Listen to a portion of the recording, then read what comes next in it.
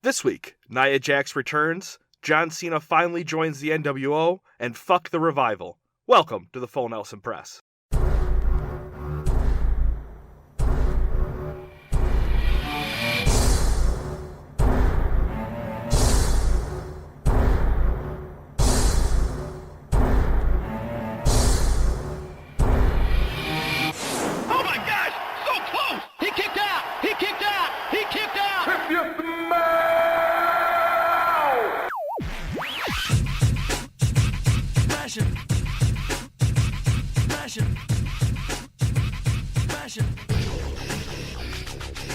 Hello everyone and welcome to the Full Nelson Press. My name is Brandon Kirkpatrick. I'm here with my co-host Peter O'Brien. You can find him on Twitter at MVP360. You can find myself on Twitter at JohnnyJONNY_Tango. And of course you can follow the Full Nelson Press on Twitter at TFNP.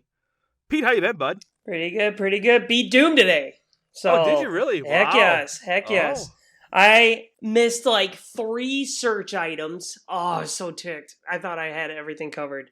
And then there's a couple trials I got to go back and do. But other than that, Doom is done. Wow. The last guy took me 25 minutes to beat. What did you have to do? You had to keep fighting these waves of enemies while shooting his armor. And the thing was like 3 buildings tall. So it was nuts. Was it like Mecha Satan or something like that? Yeah, it was freaking awesome.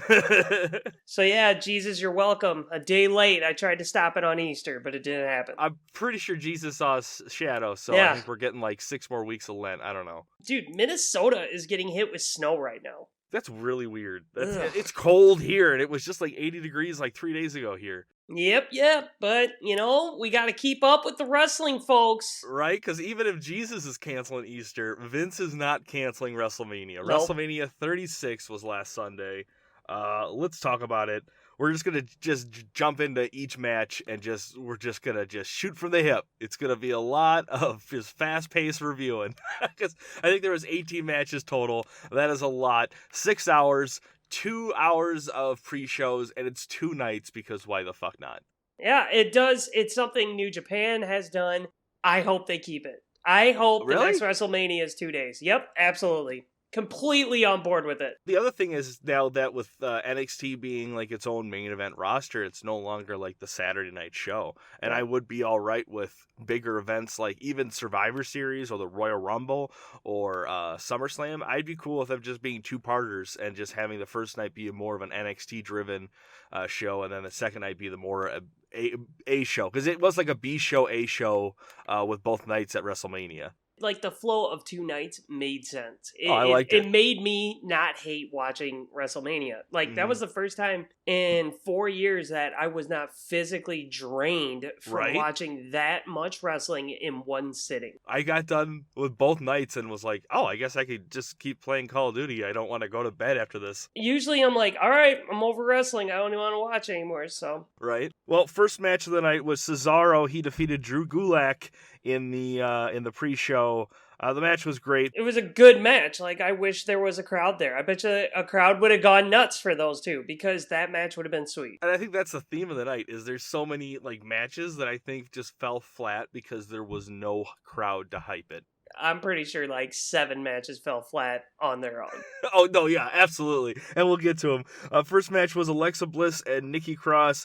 They defeated the Kabuki Warriors to retain or actually become 2-time women's tag team champion now. So good for them. Asuka and Kairi Sane are 50,000 times better than Nikki Cross and Alexa Bliss, which is a bummer because Alexa Bliss has this mouth and she didn't use it. Where Asuka just yelled in Japanese nonstop, and I couldn't stop laughing. That was the only part that kept me in the match. Kairi Sane and Asuka talking smack, and Nikki Cross and Alexa, like, it was weird. Like, Nikki was getting psyched up, but she was, like, lipping it. It really felt like old school Glow wrestling with 2 just Asian women just yelling because they're going, Kabuki Warrior! It was a bummer because I thought that match could have been good, but yeah, it was just stagnant, and the only reason that kept me watching was Asuka. I don't want to break up the Kabuki Warriors, but I'd like to see both of them more in like singles competition from now on. I would just like better women's wrestling, and for some reason pairing those two up took away 2 people they could have used in the title scene. Right, exactly. Next match is Elias. He defeats King Corbin after Corbin attempts to murder Elias last week on SmackDown, throwing him off the ledge. That was something else. Didn't watch it. I just listened to Corbin in the background screaming. I don't blame you. And I just couldn't get into it because no part of me cared about those two, and it shouldn't even have been on the card. No. I mean, if anything, if you really try to intrigue us into this, you should have put like a gimmick to the match. Yeah, something. Like, even if it was just a guitar on a pole match, and either one had to smash the other one with the guitar first to win. Yeah, like, something. I don't know. There was nothing to it. It was just a match. My theme throughout the night is if you talked during the match, it made it way better. This match, it didn't help, but Corbin yelling, like, it was entertaining. I don't know, man. I think one lesson I learned from this was that wrestling dialogue is not good. It can be, though. It seriously can be. If it's Sami Zayn, it can be good. But everyone else, like, they say, like, half sentences or sentences that needed more words to them. Like, none of it made any sense most of the time. Next match is Becky Lynch. She defeats Shayna Baszler to retain her Raw Women's title. This is stupid. Becky shows up with the semi-truck. I am over Becky Lynch. I'm over her. I don't care. She's annoying. She is okay in the ring. Like, ever since she got this new persona and this cocky attitude, she, like, doesn't try as much anymore. And oh my God, I know they're saving Shayna Baszler to probably win with a crowd. But, ugh! Yeah, the tight finish, like just holding onto the tights. No, she just flipped over. And I'm like, great. If that's what you were going to do, then you should have just DQ'd Shayna Baszler so she could at least look powerful. That sucked. I don't even know if a crowd would even saved it. I think you're right. I think they're really saving that match for an audience. Yeah. Next was Sami Zayn. He retained his IC title against Daniel Bryan with the help with Shinsuke and Cesaro once again. Like I said, though, I like Sami Zayn. His dialogue was so good. I thought they both were. Yeah, Daniel Bryan almost looked like he was physically pissed off at Sami Zayn during this match. It was like stiffing him multiple times with the kicks. I enjoyed this match. I thought it was a fun match. That's what made this one good, though, is because the talking, and they're great in the ring. And the talking is big. And right now, if you don't have a crowd, then you better know how to talk while wrestling. That's the only thing that's going to keep people invested in these matches. The faking, like, when you're on the ground, writhing in pain. Now, granted, somebody did it a little too much. But the fact that your mouth is just open and you're, like, have this so much hurt, but you're not making one noise is kind of awkward. It is weird. Yeah, I mean, this match was great, but Sammy being IC champion just because of Cesaro and Shinsuke, it just sucks for Cesaro and Shinsuke. Yeah, but you know what, folks? We're not going to get anywhere with them unless they leave. Nakamura is old enough that he's just cashing a check. He does not care. You can just see it. He just doesn't. He doesn't have to put his body on the line anymore. Now, where Cesaro, I could see being like, all right, I'm kind of getting over this. I still am in my prime. I need to go somewhere where I can be appreciated. Absolutely. So, I think Cesaro's, I don't know, something's just got to click with upper management with him. Yeah. Next match is a unique one. John Morrison puts his SmackDown Tag Team titles in a ladder match on the line against Jimmy Uso and Kofi Kingston. Whoever wins this pretty much just gets to take both titles with him. I liked the finish. I liked the match. Yeah, the match was good. Like, I liked the flips. I liked all the little things. Like, Morrison, I think, is the man. I think all three were. Like, you can't just put Morrison up there. They all put on a show. Well, what was your favorite part of this match? When Kofi jumped from the rope, jumped on the ladder, and Jimmy's like, nope, and super kicked him. I was like, oh, and he goes, I'm just gonna have to end you, Kofi, and he goes, yeah, well, you better, and like, I'm like, I loved it. And the jump through the ladder. That was my favorite part. That was sweet. That one was really cool. And I liked the finish. It was a unique finish because you can only really kind of do this finish like once in a lifetime with having two belts up there with three people competing for it. You don't see that very often at all. So to see Morrison just win by just pulling the Velcro off, and you could even hear the Velcro rip as the fucking titles fell. Yeah, it was good though. I mean, to be honest, I thought that was going to be the best match of the first night. Yeah. And I didn't let me down. I loved it. I thought it was great. It was entertaining and it was good. Next match is Kevin Owens. He defeats Seth Rollins. twice, I guess. The first part of the match was meh. I did like, though, that Rollins, to get DQ'd, he hits Kevin Owens in the head with the bell and then hands the timekeeper the bell so he can ring it for the DQ. Yeah. I thought, okay, and this, I can't believe I'm saying this. I thought the first part of the match was great. Like I said, those two were great technicians. They were talking to each other. It kept you entertained. You knew, like, there was something on the line with these guys when really I wasn't too amped about the match because, I don't know why Owens and Rollins are still going at each other, but, like, it was good. Like, I thought the match was really good. And then the fact he goes, okay, you bitch. You're just a bitch. And I'm like, oh my God. And he goes, you're a bitch. And I'm like, what? Like, they rang it, which, by the way, cuss word of the night was bitch. Like, yeah, if they really everyone used it. To push the limits, they're like, I'm gonna, bitch. Like, like that Key and Peele skit. There's no kids in the arena, so there you go. Then him jumping off the top through the table. Oh, I was like, that was freaking insane. awesome. Like, thank you, Kevin Owens. So, and we'll get to it, but I think the small time frame that Owens and Rollins had in the second part of the match was so much better than the hour they gave Edge and Orton. Yes. Dude, those chair shots. That was the one thing I don't agree with you with. I didn't see there was nothing on the line for either of these competitors. Like, there was, if either one won, it didn't matter anything. It won't progress the storyline any differently, I don't think, if either one of these No, it didn't. I mean, like, it was over. Yeah. The positive thing about no crowds is those chair shots, oh my God. Usually you hit them in the back and you're like, all right, whatever. But now, like, nobody's in there. You're like, oh my God, that's what it really is? Right. Ouch! The one thing I did not like was the stunner at the end. Rollins just didn't sell it. Like, it was just one of those Vince McMahon curl into a ball fall kind of stunners, and it just sucked. It wasn't that bad. You're just being a boner right now. I'm just being a boner, I guess.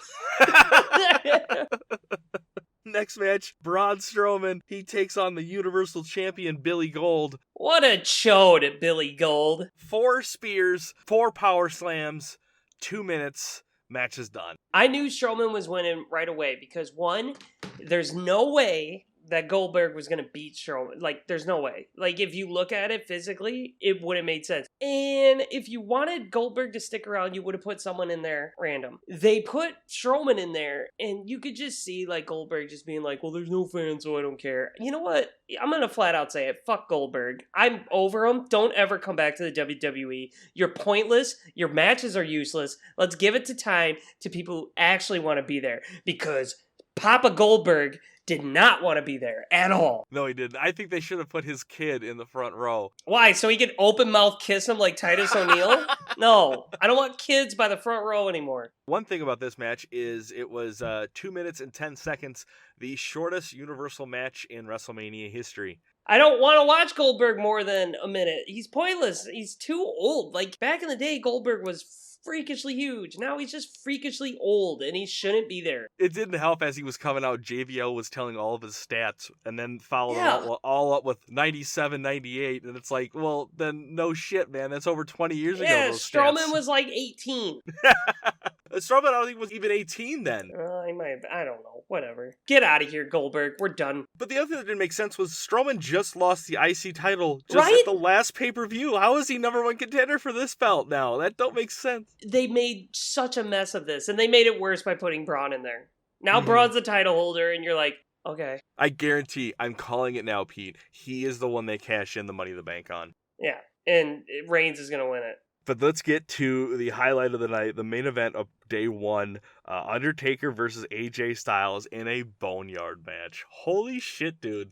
The production value, A+. It was worth it. I'd rather watch Undertaker now do those. I don't want to see him in a ring anymore. Absolutely. It worked, though. You don't see his oldness. You saw a dude ready to just kill Styles. He looked like an American badass. Like I almost think getting rid of the Grim Reaper makes him look younger. Yeah, it was entertaining. Big knock. Why the hell wouldn't you come out listening to Rollin'? Nah, dude, he had to come out to Dad Rock. Ugh. But yeah, the production value is cool. The cheesy guys breaking down the barn and he just fights them off. I think the only critique to that would have been, it would have been awesome if Kane came out of that moment and just took out all the hooded guys for him. Right. And Luke and Carl, and just that was like how they wrote off all of them. Yeah. That would have been a cool moment. But other than that, yeah, I love this. It was an awesome match. It was really fun to watch. AJ Styles his facial expressions were priceless. Like apparently they worked 8 hours on this match, and it definitely showed. They definitely delivered. I loved it. It was better than any fight scene we've seen in any of the movies we reviewed so far. Basically, I loved how like at the end, like Taker's like, "Wait, what are you sorry for? What are you sorry for?" And he's just like, "I'm just sorry. I'm just sorry." And he's just like, I'm like, "Oh my god, AJ, get an award." And then I'm like, "Don't do it, Undertaker. Like he's sorry." And then Undertaker boots him and dumps it, and then the rubber hand. Oh man, that rubber hand. There was a fine line of cheesiness to this match. Yeah. When like he throws the moss over the grave and it says AJ Styles all along. Or when he shows up behind him in the tractor. Like it was just the perfect amount of cheesiness that like anything that they did that was a little too oddball was easily forgiven. But bravo, WWE. Like, way to do something out of the box during a time where it's super hard to like make something up, you know? Because like, not only that, but it made us want to know what was going to happen in the Funhouse match the following day. We were like, if this is the production value here, I cannot wait to see what they do with that. So moving on to the following night, the opening match in the pre-show part 2 is Liv Morgan takes on Natalya for no other reason. Transparency, Brandon? I didn't watch it. You know what? I'll fill you in. Liv won. She had a surprise roll-up, so she really got to have her WrestleMania moment. Good for her. Yeah. First official match of the night was Charlotte versus Rhea Ripley for the NXT Women's Championship. Charlotte is champion once again. Yeah, did you hear? Because Rhea Ripley's green card is kind of in limbo right now. She disputed that on Twitter, saying that is not so the case. That's not real? That's not the real So at all. they just screwed her. They wanted to improve ratings on Wednesday nights, and I feel like Charlotte is the way to do it. I agree with this. I loved the match. I thought it made sense. It showed that Charlotte is maybe not stronger, but more experienced and smarter in the ring to just target Rhea's legs the entire time to make her submit. I think it showed that Rhea is cocky and young and still very strong, but still has a lot to grow in the WWE. I loved this match. I thought it was a great match. Yeah, it was a good match. Rhea Ripley. Chill out on the screaming, by the way. That's where I was going. I do appreciate the people talking, and I know I might sound hypocritical, but oh my god. It got to the point, I'm like, what is that? And I'm like, ugh. Yeah, I was like, I didn't want people to be like, what kind of bang bro shit is he into? Yeah, it's weird. All right. I'm done. I think that Charlotte being on NXT, I'm excited to see where it goes. I think she's going to be like the Brock Lesnar of the women's division on NXT, and that might be a good thing. Yeah, okay. Whatever. What? You don't want to see more Bianca Belair versus Charlotte? Bianca Belair is called up now. She's done. True. So we won't get to see it. Yeah, so, what are we going to see? What is the women's division on NXT There's now? still a ton of women down there who are good, but Charlotte's just way better, and that's why Rhea Ripley was a good title holder. I don't like it. Do you think Ripley will stay down there? No, I think she'll be called up. Oh, really? Or they'll probably have a rematch, but I don't see her winning down there again. Next match is Aleister Black. He defeats Bobby Lashley. This match was stupid. The ending was all right. I liked how Lana was like telling Bobby to do the spear, and because he was going to do his finishing move, instead does the spear and gets screwed over and giving Black the win. Aleister Black, another NXT talent getting hosed on the main roster. I'll say he just won a WrestleMania match. Oh, that's stupid. He fought a guy who there was no match, no build-up, no anything. He just got a match and kicked his face off to a guy who hasn't won a match in like ever. And also, biggest takeaway, Bobby Lashley wearing pants. Is he more tolerable to watch now? I think he is. I think he's more tolerable of the pants. Next match, Otis defeats Dolph Ziggler. What a match, man. What a Cinderella story. This is dumb. Like, all of a sudden, Sonya Deville is mean now and, like, hanging out with Dolph. And I'm like, what story are you doing, WWE? You can't say that they're dating because her Twitter is very not I'm straight. And so, how are you going to sell that story? Like, to me, I'm like, okay, is she the manager? Is she a friend? I don't know what they're planning to do with these two. And you know what? Dolph Ziggler is only good as the show off. He needs to just keep that persona, be cocky. He could be an anti-hero or a heel. Like, he plays it well. Just keep him like that. Stop switching these people around. He's checked out. He's been checked out for 2 years now. You could tell he just doesn't care. Just tell me what to do. I'll go out there and do it, and I'm done. Mandy and Otis getting together. Cool. Yeah, good for them, man. Yep. Otis gets the girl. But I think it's weird watching Otis wrestle because he doesn't wear pants. And his gut unfolds over his tights, and it looks super awkward. And I'm just like, what is... Can you put some pants on, dude? Or maybe a singlet. Something. I get you're the big chubby guy, but yikes. A little too much chub, bud. I like Otis. I do, but that's just weird. Like, it's just kind of awkward watching it. Next is Edge versus Randy Orton in what felt like the entire night in a no disqualification, no holds barred, street fight, it doesn't matter match. I walked away halfway through it because I was like, I'm bored. This is terrible. You have a whole empty arena, and instead we're watching Property Brothers trying to sell frickin' the performance they gave us center. A tour on the entire center. Like, okay, here's where we're doing conferences. Yeah, it's like right here. That's our conference TV. It's great. Now, if you come down here, this is where our kitchen is. And I saw one thing on Twitter, a guy saying, Edge being hung by the weights, I could have done without. I feel like that crossed the line. Well, it just came out. The Dark Side of the Ring just did a 2-part documentary on Chris Benoit, and that's how he hangs himself. And then to be trendy with it, WWE's like, oh, I know what we could do. Have him hang Randy Orton by the fucking weight equipment. Yeah, that was kind of weird. I thought someone would get thrown through like a fake plate glass window or like a fake door or something. Oh my God. The one thing I did like was the whole bit with Orton coming out as a cameraman and doing the RKO. Yeah. And that was like just downhill from there. It started off on fire. And it just fizzled out so fast and went too long. And I feel so bad for Edge and Orton because I feel like those two probably would have, if there was a crowd, they would have fed off of it a little more, but... Yeah, I think so too. Oof. Next, the Street Profits defend their titles against Angel Garza and Austin Theory. They end up winning and retaining their titles. After this, Bianca Belair comes out to help save the day against that evil Zelina Vega. I like Bianca Belair. I like Montez Ford, and I like Angel Garza. That's where I'm going to leave it. Why? I don't like Angelo Dawkins. Like, I'm just not a big fan of him. I'm sorry. He plays a good second fiddle. He does, but I don't see him as a wrestler. I see Montez Ford as, like, the guy, and Angelo Dawkins is his manager. I don't even know who this guy who joined Angel Garza is. I don't like it. But Bianca Belair joining the Street Profits, dig it. I love that. I dig it. I like her. Like, Zelina Vega, I don't know how many fucking, like, clients she has now. It's just like, are you Hispanic? You're my client. Yeah, that's like what Vince is doing right now. And I'm like, dude, it's pretty obvious. They need to do a big old story with Andrade and Aleister Black in, like, a coffin match or something. And then that's when Selena turns and joins her husband. And he also wins the United States title. See, I like Zelina being on her own with this whole having multiple clients. I just think she's just getting too many clients. Next match is Bayley retains her SmackDown Women's title against Sasha Banks, Lacey Evans, Tamina, and Naomi. Wait, who? No, don't do it. You? It's WrestleMania, dude. Don't. Oh my God. Good. Bring it to the floor.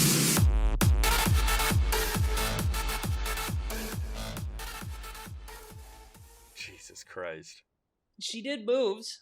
She did do moves. She did glow. I'll give you that. Tamina was in there. Yeah, and they eliminated her the same way they've been eliminating her since 2011. They've been doing that with any bigger woman. And I'm like, could you do something different? She's not that good. If she won a lot, I would believe it, but she doesn't. I think it was somebody on the commentating table was like, I think this is her match. I think this is her year. The fuck it is. Like, no, it's never going to be Tamina's year. And then the whole Sasha Banks, Bayley aspect, like, just the turn will they, her. won't they? There's no underlining tone with them anymore. It's just cheesy. It doesn't look right. Just turn or not. Like, we don't care. I like them. I think they're improving as heels together. I think this match kind of highlighted a little bit more with them. I like the finish. I thought it was comical. I thought it was cool to see Bailey or Banks actually come back and still save Bailey. I didn't expect that to happen. So when they surprise me like that, that means they're doing their job. Mm-hmm. Next is going to be Bray Wyatt against John Cena in the Family Funhouse match. This went all over the place. What a trip, dude. I think it catered more for people who have been watching wrestling for a long time. Yeah, and I think it was a weird tie-in to if you've been following the Ruthless Aggression documentary on the WWE Network, you got a lot more of this. I agree. I think people watching this from outside or kids that are John Cena fans are like, what the fuck is going on right now? Where like their parents are like, I love it. It's almost like the Lego movie. Like the kids are going to enjoy the special effects and all the things, and then the parents are going to enjoy all the jokes. It was good. Like, it was neat to watch, and it's a different side of Cena that we don't get to see because he's got to cater to the kids so much. So, like, oh my god, Johnny Huge Meat, I couldn't stop laughing at. I was dying. The whole Thugonomics thing. One of my friends who hates John Cena goes, when was Thugonomics? I'm like, you've been watching just as long as me. How have you not know who Thugonomics John Cena is? That's the best John Cena by far. That's peak Cena. Yeah, it was. And, you know, Bray doing all of his things. The only thing I wish was Bray would have ended him more violently, as weird as that is. Like the mandible claw, whatever. I hate the mandible claw. I don't get it at all. Even when Mankind did it as a kid, I was like, the fuck is this? Is he just tapping out because he's grossed out? Is that all that is? The other thing, too, like when you watch Bray Wyatt in the ring, he does that running cross body thing that it just sounds so vicious. And I'm like, do that. Do something. Truck him. Yeah, I think they should have gave him the Fiend maybe a new finisher instead of the Sister Abigail. I think that should have still been Bray Wyatt's thing. But yeah, I agree. I think they should have gave him some kind of like, almost like a clothesline from hell kind of a move, which would have been awesome. But yeah, overall, I really liked it. I liked the NWO bit, the Saturday night main event shit, all that stuff. It was so much fun. But then we get to the main event, Drew McIntyre taking on Brock Lesnar. I think this really proved that you need a crowd. It's such a bummer because Drew McIntyre, that moment, like even I was just like, I was pumped, but when it happened, I was like, it just doesn't feel right. Like the crowd not being there and having him kick out at 1, having him kick out at 2, and then he does a third one. I'm like, well, fuck. He kicked out again. I'm like, what? Yeah. Exactly. It was just Claymore kicks, and I wish, like, the only thing, I wish Drew would have done a couple more moves instead of just the Claymore kick, but I'm glad he won. They just spammed their finishers. That's all it was. He's too good. Like, Drew McIntyre now is too good and too big to not be the champion. So how do you think Brock feels now that he lost to a guy that lost clean to El Torito? I think he's fine with it. Because Brock wouldn't do that if he wasn't. I think he is a huge Drew McIntyre fan. I think this whole storyline, a lot of it was pushed by Brock, which is cool. What would you grade WrestleMania both nights? Both nights total? I'll probably give it like a overall like C+, B-. B-. Let's do B-. Yeah, because the good outweighed the bad. But for what the cards were dealt and what they came up with, I was entertained for 2 nights. And thank God, because I can only play so much Call of Duty. Right? I'm going to agree with you, man. B- actually was what I had put down too, because they took what they had and they put more into this than they have other WrestleManias, but it just didn't have the same hype, didn't have the same pageantry, the entrances. Like it was missing a third of what everyone loves about these events, and that really showed. Yeah. So let's get into some wrestling news brought to you by Wrestling Pages. Check out Wrestling Pages app on the App Store, on Google Play. Nia Jax has returned to Raw. Oh, thank God. Yeah, I know, right? We were missing her. She's not like most girls. I don't know if you knew this or not. I've been telling people that for years. Also, the WWE has officially released the Revival. Thank the Lord. Praise be. Everyone knows they're going AEW. Did you see what their new name is? FTR, which is Fuck the Revival. Yeah, and the best is all the tag teams in AEW have already tweeted saying, hey, AEW has tag team wrestling. Like, just subtle things. Like, everyone knows they're going there. They need a tag division, man. They need to build that up, and that's how to do it. They already got a tag division, but now add them. It's super nice. They have new names. Dash Wilder will now be going by Cash Wheeler, and Scott Dawson will be going by Dax Harwood. Yeah, dig it. I like it too, man. I'm excited for this. Finally, something for the Revival. I haven't been this excited for the Revival since their last match they were in on NXT. Yeah, for sure. Well, Pete, who is your dud of the week? Ooh, so I had a lot.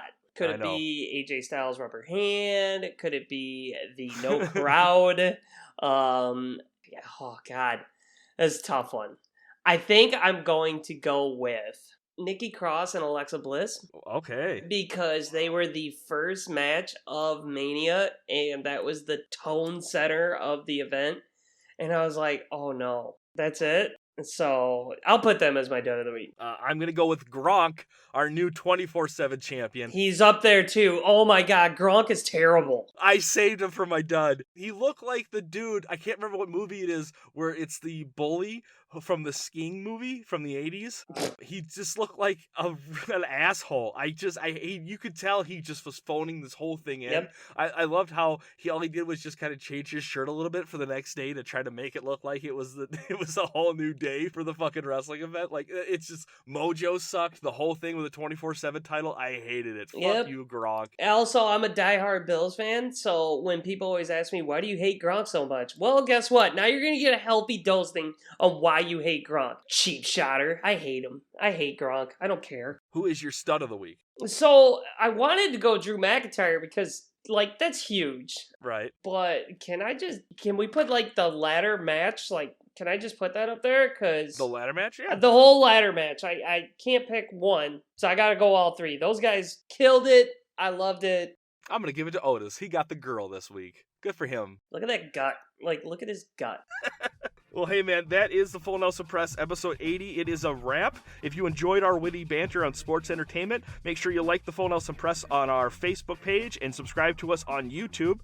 Anything else you want to add? I think we're good. What else have you been playing other than Doom? We kind of already talked about that. Oh, God. Okay, so next up, there's this game called Ori and the Will of the Wisp. I'm going to change it up from killing Satan demons to running through this cute little forest. And where can they find you streaming? It is on Mixer. It's Pistol Pete 84. Go ahead and take a look. Right on. All right. Well, hey, go watch some wrestling. Yeah, bet.